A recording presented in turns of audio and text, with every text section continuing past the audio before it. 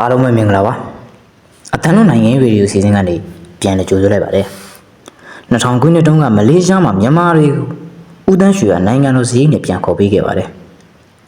မလေးရှားဆိုတော့အများအပြားအညာသားတွေပဲဗျာ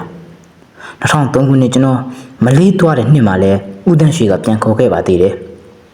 အဲ့ဒီနောက်အစုလိုက်အပြုံးလိုက်ပြန်မခေါ်ပေးမဲ့တန်ယုံကအကူအညီလာတောင်းတဲ့မြန်မာတွေကိုကူညီပေးခဲ့ပါတယ်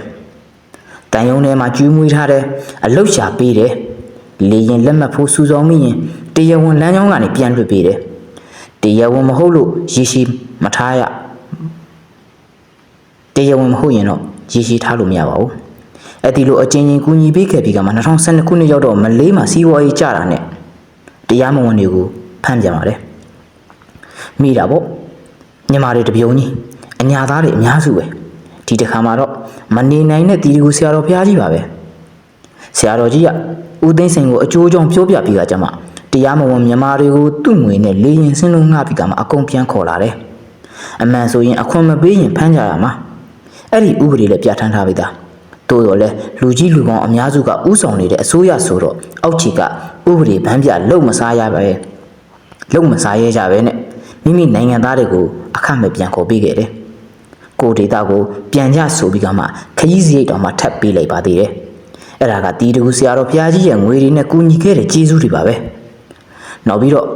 NLD အစိုးရလက်ထက်မှာကိုဗစ်တွေဖြစ်တော့မလေးရှားမှာမြန်မာတွေထုံးစံအတိုင်းအလုပ်လက်မဲ့ဖြစ်ကြငှက်ကြပြတ်ကြပေါ့လွတ်တော်ထဲမှာပြည်ခံပြုအမတ်ကကိုလူမျိုးတွေပြည်ပမှာဒုက္ခရောက်နေပြီ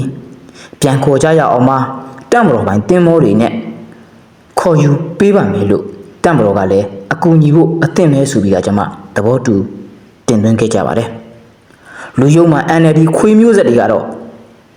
လွတ်တော်ထဲမှာယောဂကုမဲမခေါ်ရဘူးဆိုပြီးကကျွန်မကန့်ကွက်လို့မဲတွေနဲ့မဲခွဲကြတော့လူယုံမှာအများစု NLD လွတ်တော်ကြီးစိုးထားတာဆိုတော့ကခေါ်လို့မရတဲ့ဘက်ကအနိုင်ရရှိသွားပြီးကမှမြန်မာနိုင်ငံသားအညာသားတွေဒုက္ခပင်လယ်ဝေးခဲ့ကြတာပြည်ပနိုင်ငံတွေမှာပေါ့ဒါတွေကလွတ်တော်မှတ်တမ်းတွေမှာအခိုင်အမာရှိပြီးသားပါအဲ့ဒီလိုမဲခွဲခြင်းမြန်မာပြည်မှာကိုဗစ်မတွေ့သေးဘူးနော်တစ်ချိန်တည်းမှာပဲထိုင်းကအလုံသမားတွေပြန်လာတော့လဲ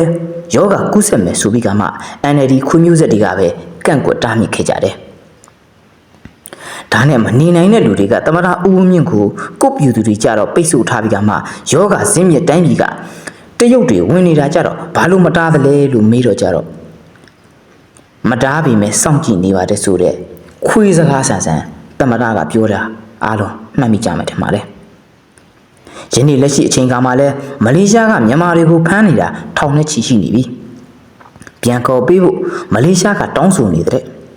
အဲ့ဒီအဖမ်းခံအများစုကအညာသားအနီထောက်ခံတဲ့ထောက်ဖို့အများစုပဲဦးတန်းရွှေအချင်းချင်းကူညီပေးခဲ့တယ်အချိန်တန်တော့ကျေးဇူးကမ်းပြီးတော့အဲ့ဒီအညာသားတွေကပဲဆဲကြတာပဲတီတူကဆရာတော်ဘုရားကြီးကငွေကြီးအများစုသုံးပြီးကကျွန်မကယ်ဆယ်ပေးခဲ့တယ်အချိန်တန်တော့ဆရာတော်ဘုရားကြီးကငါကင်တုတ်ပြီးတော့ဆဲကြတော့တာပဲဒီတော့ကျေးဇူးကမ်းတတ်တဲ့သူတွေနိုင်ငံတော်အပေါ်သစ္စာမရှိတဲ့လူတွေကိုနိုင်ငံတော်စီမံအုပ်ချုပ်ရေးကောင်စီအနေနဲ့ကယ်တင်ဖို့ချိန်ဆရမှာပဲဖြစ်ပါတယ်။ကူညီကယ်တင်ခဲ့လဲပြည်သူငွေနဲ့ကူညီတာဆိုတဲ့တလိษံအတွေ့တွေးနေတဲ့လူတွေနဲ့ဒီလိုစေတနာမျိုးနဲ့ကတော့မထိုက်တန်ပါဘူး။ပိုဆိုးတာကပြန်ရောက်လာကြရင်အလုတ်ကမရှိစောက်လို့စောက်ကင်မရှိပဲနဲ့အကျန်းဖက်ခွေးဖက်ထဲမှာဝင်ပြီးကကျမဓမြတိုက်စားမယ်လူတက်မယ်ဆိုရင်ဘလောက်များရှိနိုင်မလဲမသိနိုင်ဘူးမကွေးစကိုင်းတိုင်းတွေဘက်ကအကျန်းဖက်ခွေးဖက်ရှင်းလင်းရေးတွေလုပ်နေကြတာအတော်လေးထိရောက်နေတဲ့နေတာဖြစ်ပါတယ်ဒီကောင်တွေပြန်လာရင်အင်အားပြန်ဖြည့်ပေးတယ်လို့ဖြစ်နေမှာကိုလည်းကျွန်တော်တို့တစ်ဖက်ကစိုးရင်ဖို့လိုပါတယ်အကောင်းဆုံးကတော့ပြည်သူစစ်တဲ့ဝင်မလားမေးရမယ်ဝင်မယ်ဆိုရင်မိဘဆွေမျိုးတွေနဲ့အပေါင်ထားပြီးကကျမဒီနိုင်ငံကိုပြန်ခေါ်ပေးလိုက်ပါထွက်ပြေးရင်မိဘဆွေမျိုးတွေကိုရော်ကြီးဆယ်စားတောင်းအကျန်းဖက်အားပေးပုံမှဥပဒေတွေနဲ့တရားစွဲဒီလိုပြန်ချုပ်ထားလိုက်ရင်တော့ဒီကောင်တွေပြေးမလွတ်ပါဘူးတစ်ဆက်တည်းအကြံပြုချင်တာကတော့လက်ရှိပြည်သူစစ်တွေကိုလည်းအဲ့ဒီလိုပြန်ချုပ်ထားစီခြင်းနဲ့မှန်ကန်တဲ့သူတွေအတွက်ဒီလိုစီကန်းကစဉ်းစားစရာတော့မလိုပါဘူးတက်ကထွက်ပြေးမဲ့အကြံနဲ့ဝင်လာမဲ့သူတွေဆိုရင်တော့သူ့မိဘဆွေမျိုးစည်းစိမ်နဲ့လဲဖို့ဆိုရင်ခက်ရင်သွားပါလိမ့်မယ်နောက်ပြီးတော့ သစ္စာရှိတဲ့သူရဲကောင်းပြည်သူစစ်တွေအတွက်နှစ်နှစ်စစ်မှုထမ်းပြီးတာနဲ့အခွင့်အရေးဖော်ဆောင်ပေးလိုက်ပါဒါကအသင့်တော်ဆုံးဖြစ်ပါလိမ့်မယ်ပြည်ပသို့အလုပ်လုပ်ကိုင်ခွင့်ဝန်ဆောင်မှုအခမဲ့စေလွတ်ခွင့်ပေးတာမျိုးတွေတဲ့ပြည်တွင်းအသက်မွေးကြောင်းတင်တဲ့တိတ်ရောက်ခွင့်နေတဲ့အလုပ်ကန်ရှာဖွေခံထားပေးခြင်းမျိုးတွေကို